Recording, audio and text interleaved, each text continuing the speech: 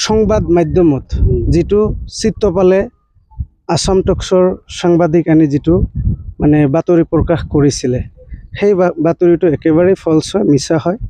কাৰণ সেই বাতৰিটোত এই কথাটো প্ৰকাশ কৰিছিলে যে হিন্দু মানুহৰ মাটি আমি মুছলমান মানুহবিলাক দখল কৰি আছো বা বিশেষ সম্প্ৰদায়ৰ লোকে দখল কৰি আছে এটো একেবাৰে মিছা কথা কাৰণ আমি হিন্দু মানুহৰ মাটি দখল কৰি থকা নাই আমাৰ মাটিহে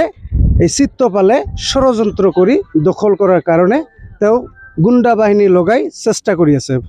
তাৰ কাৰণে আমি আমাৰ খতিয়ান আছে 3 নং খতিয়ান আগৰ যেটো পুৰণি ডাক নম্বৰ 19 আৰু 3 নং খতিয়ানত জহিৰ মণ্ডলৰ নাম আছে না চিত্তপালৰ নাম আছে না সুনীলাল দাসৰ নাম আছে হেতু আপোনালোকে আজি ৰাইজক দেখাব লগতে 4-10-2025 তাৰিখত আমাৰ CDC বাইদৰ ওচৰত আমি এটা কেছ কৰিছিলো আৰু কেছৰ ধাৰা সেকশন 126/163 এটা গছৰ আমি দাখিল কৰিছিলো সেই গছৰ অনুযায়ী সাৰ্কেল CDC বাইদৰ সালকোছা থানাতো এটা নোটিস পঠিয়াইছে আকৌ সাপৰ থানাৰ পৰা আমাক 9 তাৰিখে মানে আমি জুৱাকালি হিয়াৰিং হবলৈ গৈছিল আৰু জুৱাকালি হিয়াৰিং হবলৈ যাওতে আমাৰ যিখিনি মানে প্ৰয়োজনীয় নথিখিনি লবলৈ ইচ্ছুক নাছিলে তো আমাক বহুত বকনি দিছিলে যে তোমালোকৰ নথি লোৱা নহব আৰু তোমালোক যিখিনি মাটিত ঘৰ বান্ধিছা সেই ঘৰ আজিৰ ভিতৰতে ভাঙি দিয়া নহলে